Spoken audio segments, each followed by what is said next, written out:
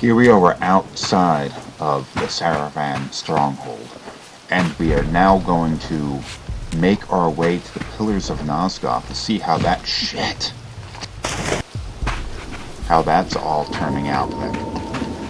Well, we see these human demon hunters hanging around out here, and I'm not going to bother picking a fight with these guys. I'm already at full health, there's no point in bringing a couple of these guys down unless I decide I want the weapons that they're carrying.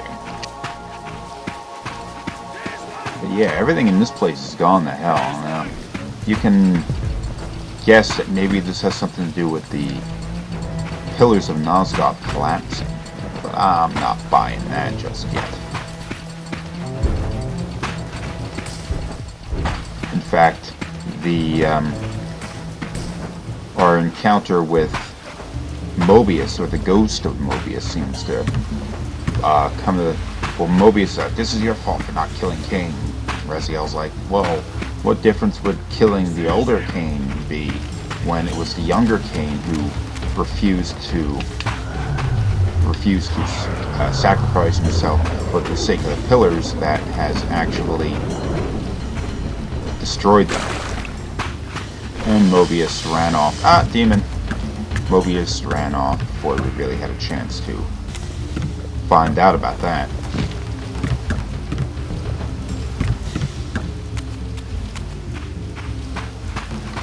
Come on, let's get something to kill.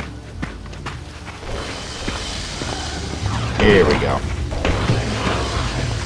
I think the higher the meter goes on the Soul Reaver, the more...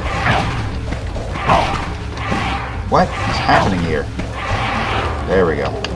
The more powerful its attacks get. Wow, I took a lot of damage there. The Reaver almost finished me off. But on the other side of this are the pillars.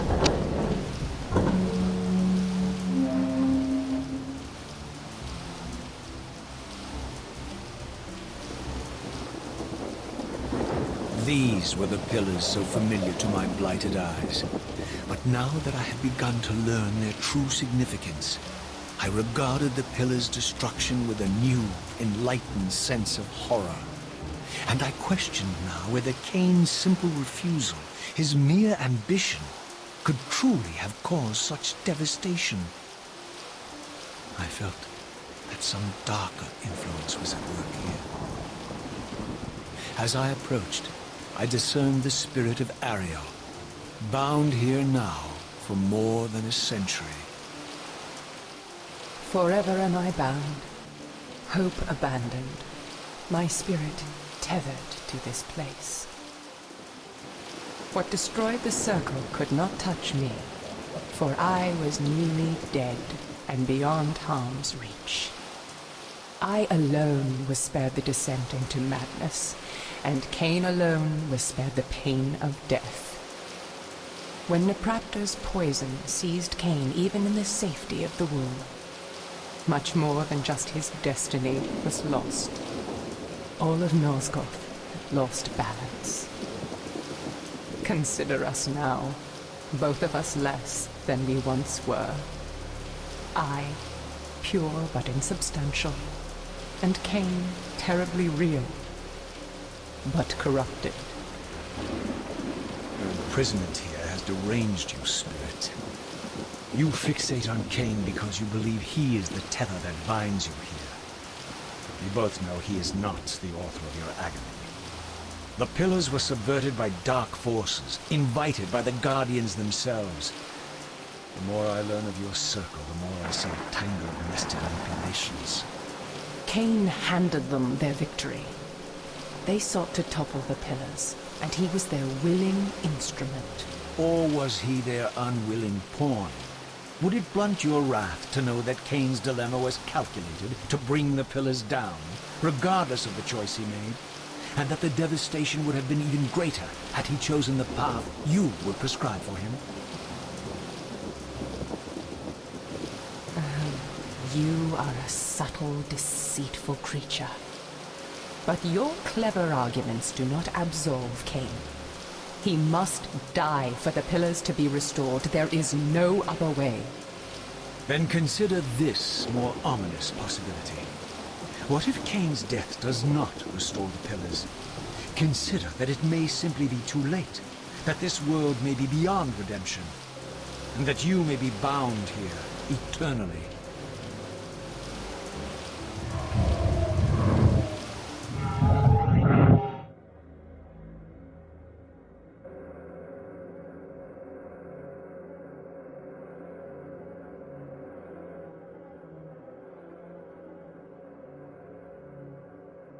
Why do you hound me, demon? You can see that I am captive here. Show me some mercy. Like the mercy you showed your fellow guardians when you set Cain on them? Or the mercy you showed Cain when you kept him ignorant of his destiny while you used him as the scourge of the circle? Or perhaps like the mercy you showed your beloved Naprapta when you made him Cain's first kill? You are cruel. Why do you torment me? I'm merely looking for answers, Ariel. Very well. I'll leave you in peace. But know this about you and this purgatory from which you long to escape. You're merely at the threshold. Ariel in this game had a much different attitude about everything. Whoa. Do I have to kill you too, fool? Had a much different attitude about things than she did back in Blood Omen or Soul Reaver, because we've seen her in those games too. Oh shit, wow. I just got taken out by this weird ass thing. Alright. She had a much different attitude about everything than she did in Blood Omen or Soul Reaver. She, well, I mean, obviously, she had a problem with being dead and all that kind of stuff, but she was more bummed out about it, I'd say. She was significantly less helpful. But she was arguing that Cain needed to die, and that was what she was saying back in Soul Reaver. But Raziel's attitude towards her had changed quite a bit. Now keep in mind, this was a point in which she didn't know who Raziel was. Raziel, as a human, was born and died before she was ever born, and he has not yet been resurrected. Even 100 years after Cain's refusal to die for the pillars, he has still not yet been resurrected. So she really has no idea who he is.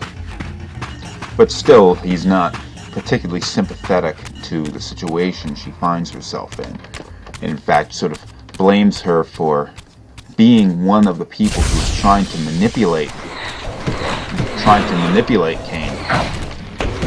Now, I guess Raziel sort of feels a kind of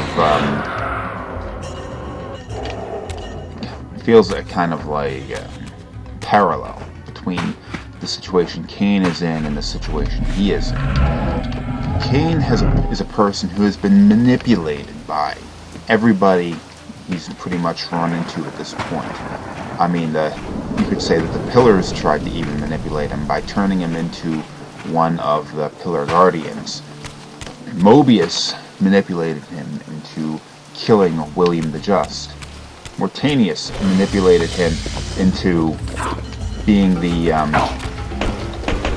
the person who cleansed the pillars. So did Ariel. So you could say that Cain really, even if he was responsible for the way the world turned out,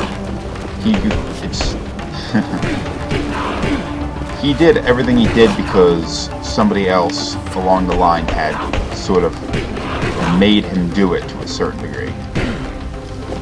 If that makes any sense. Raziel is the same way. He has been manipulated on all sides. He was manipulated by Cain, resurrected and then killed, brought back by the Elder God. Cain's manipulating him. The Elder God is manipulating him. Mobius is manipulating him, and so was Ariel. Ariel pushed him forward on his journey to go and destroy Cain. So that's, I mean, the two of them have been, their strings have been tugged at from all sides this entire game, and that's changing Raziel's opinion. Now, obviously, I don't think he has a particularly positive opinion of Cain at this point in the game, although I don't think he really has a positive opinion about everybody, he's becoming much more cynical. And, oh shit, okay, time to do a killing. You're dead. You're about to join him. He's become much more cynical. Even people you think you would listen to, like Ariel. He listened to Ariel back in the first game. He doesn't now. He never really gave two shits about the Elder Gods mission, but that's, he's become much more rebellious in that now. And although in Soul Reaver he wanted to just go rip Kane's head off, he's changed to be more receptive to Kane's ideas. Anyway, I'm going to end the episode here. Thanks for watching, and see you next time.